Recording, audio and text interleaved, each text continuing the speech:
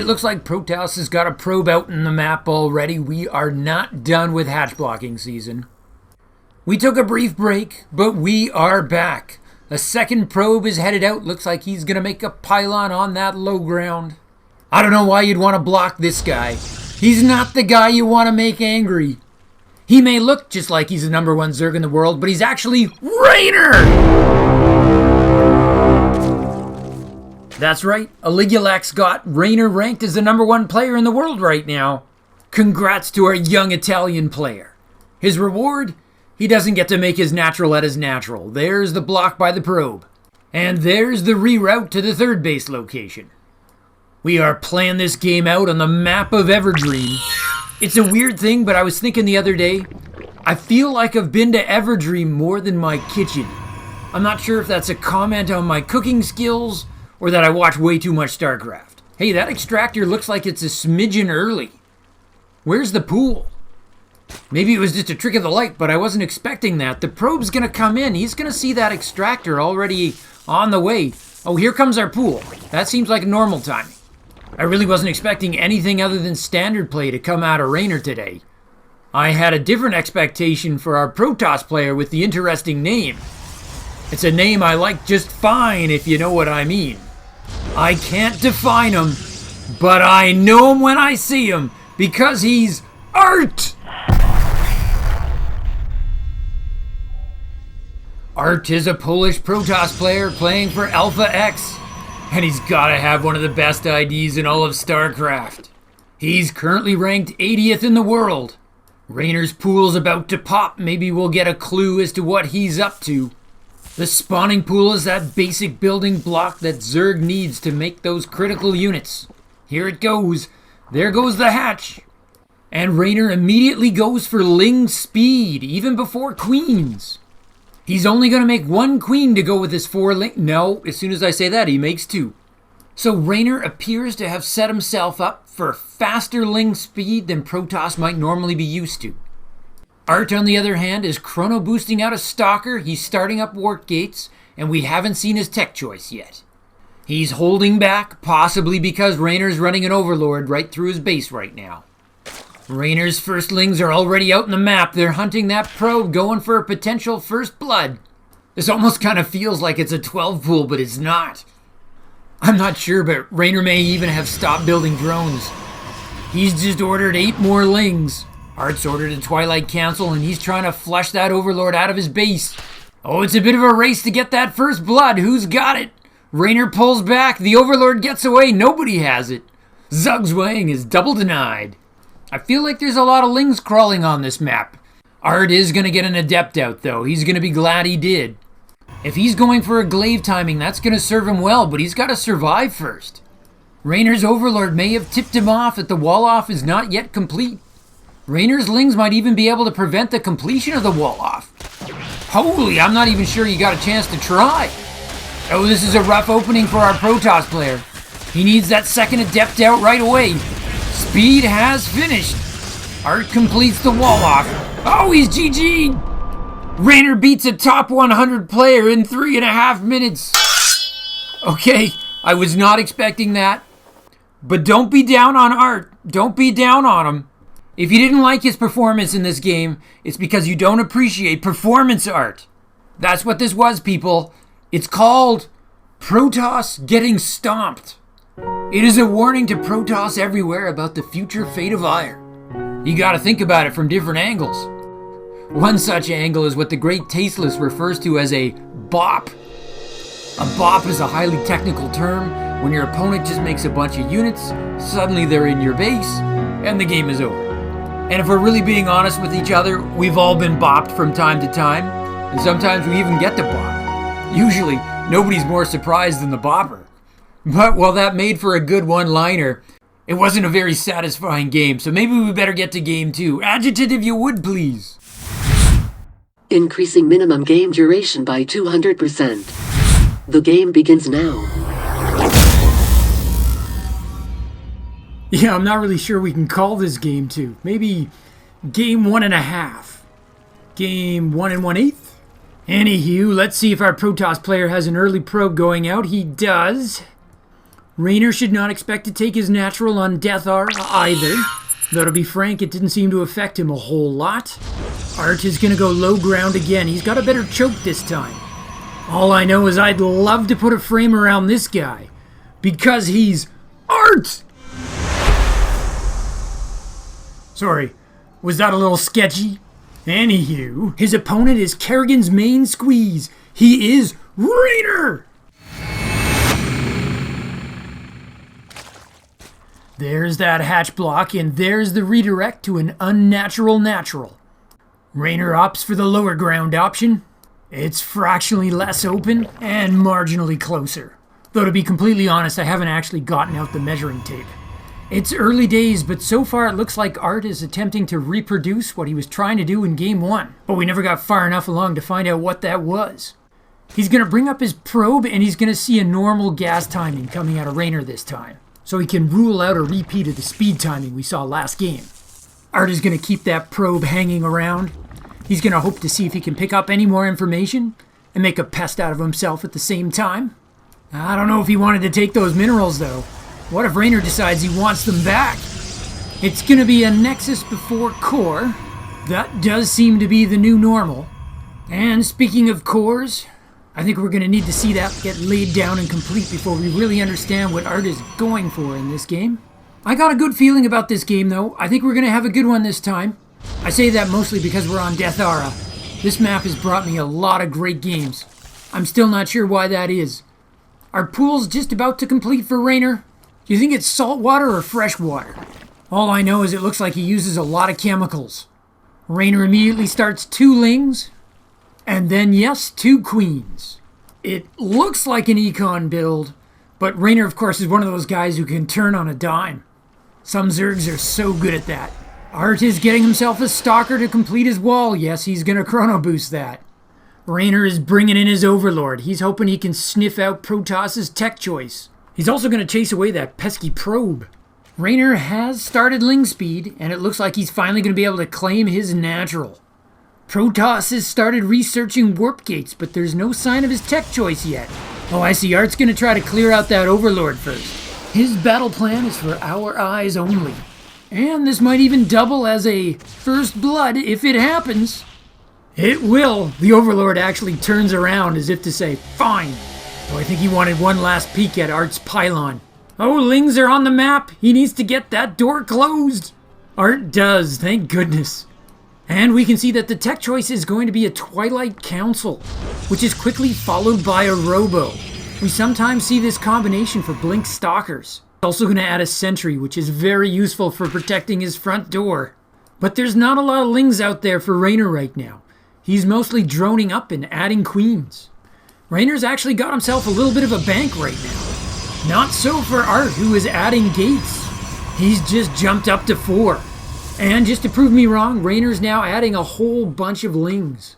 Looking at all those gates, I'm thinking that aRt's going to try to take a real run at the champ here. And there's our missing piece. It's the Zealot leg upgrade. He's just added a 5th gate. Do we have 6? Let's make that a hell yes. We are going to be seeing a whole bunch of charge lots. And speaking of that, Warp Gates is about to complete. We're going to see our first opening Warp Gate ceremony. But it might be interrupted. Reynor's got a big whack of lings coming in. It's a door challenge. aRt is warping in an adept to help. I'm not sure that Sentry has enough energy to force field. aRt's going to start a backup secondary wall. He's going to try to fill it out with shield batteries. The lings get the stalker, but then they pull back. He might be satisfied that he's just forced aRt to spend a bunch of money that he didn't want to. And he did it all with cheap lings. aRt does, though, have enough money to start warping in Zealots. And he's finished a warp prison, which has just scooped up 4 of them. Despite Reynor's efforts, the invasion will be on schedule. Oh! A scouting ling spotted the warp prism. How does Reynor do that? Zerg is going to pull back and ready the defense, and that includes a Roach Warren, which is about to complete.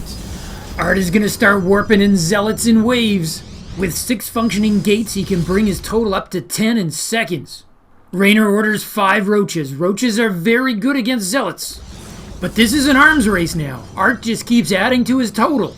The attack is on the westernmost base. There's 9 drones to kill here. Reynor brought 4 queens back to defend, but he doesn't want that fight.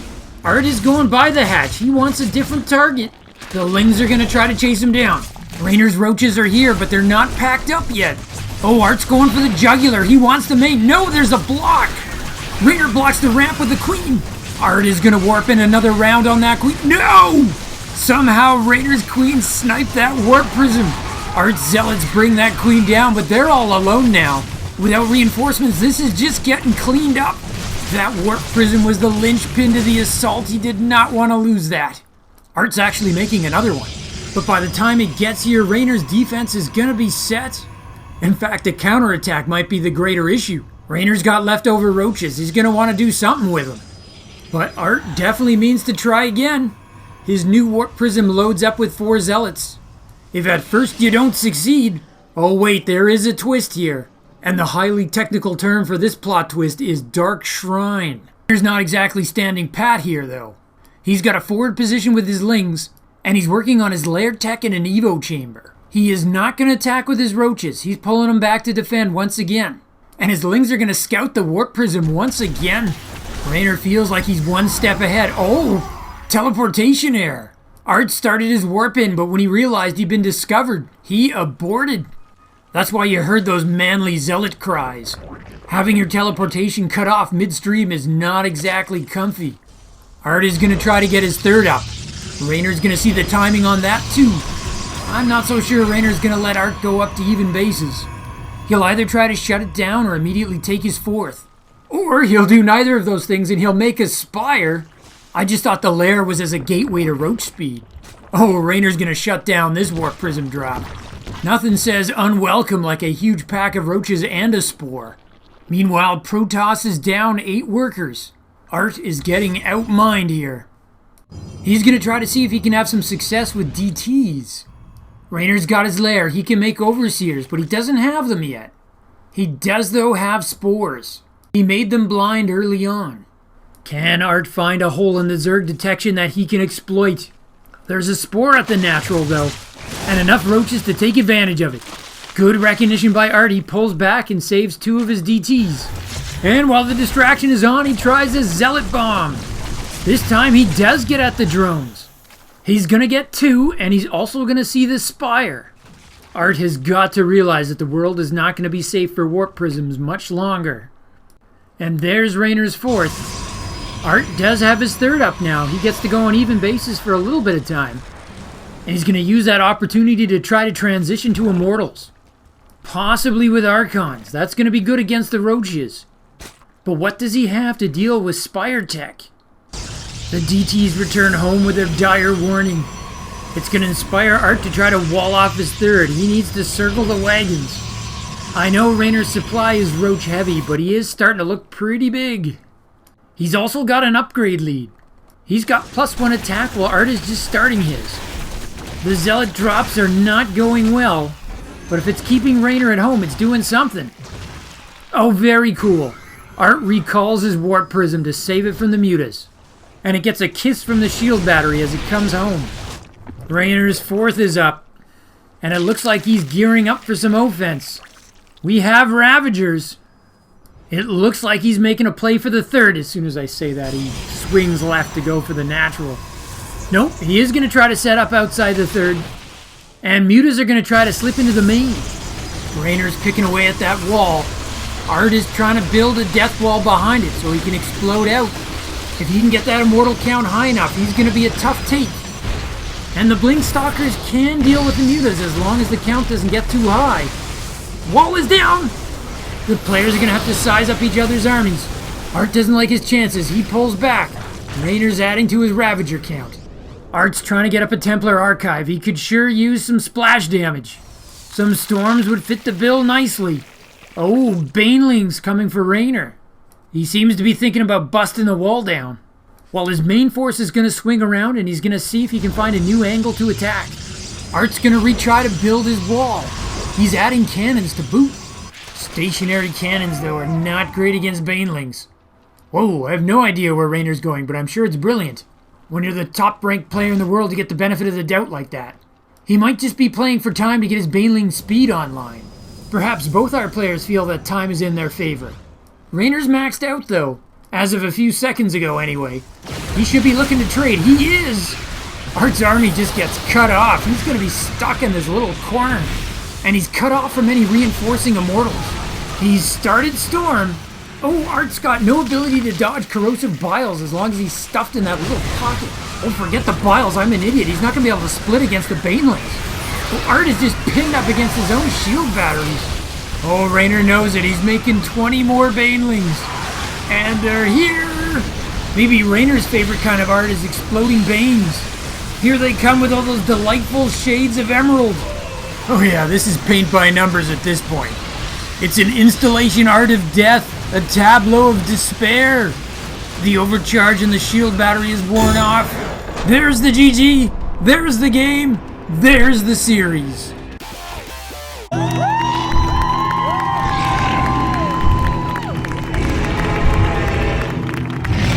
Now that is art I can appreciate.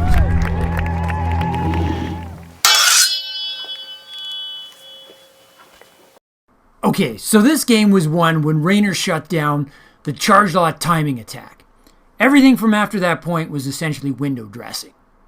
And the critical moment to this, at least in my view, was killing off that warp prism. It's the difference between a critical mass of charge lots that's just too much to handle, and, oh yeah, there's a couple zealots in my base I need to clean up.